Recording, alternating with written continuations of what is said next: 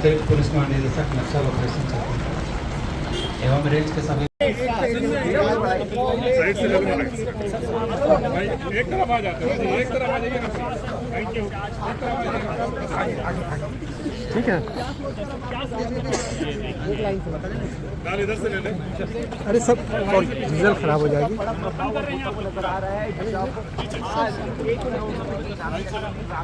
समर्पण कर रहे हैं,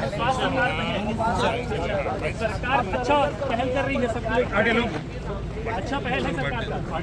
देखिए यहाँ तमाम लोग जो है अच्छी पहल है सरकार की, पहुंचे हुए हैं और खुश हैं उपलब्धि जो है इसको खुश हैं सरकार की कही जा सकती है। खुश हैं आज खुश हैं, खुशी लग रही है मन में। किस तरह से रहेगा आज सरकार के साथ वापस लौट रहे हैं आज अभी आगे। ठीक है, समाज में संविधान आपके हाथ में। तो रामदेव से बातचीत करते हैं। तो आज बिल्कुल सरकार के साथ वापस आ गए आप लोग, क्या सोचा आपने इतने दिनों में बीच में?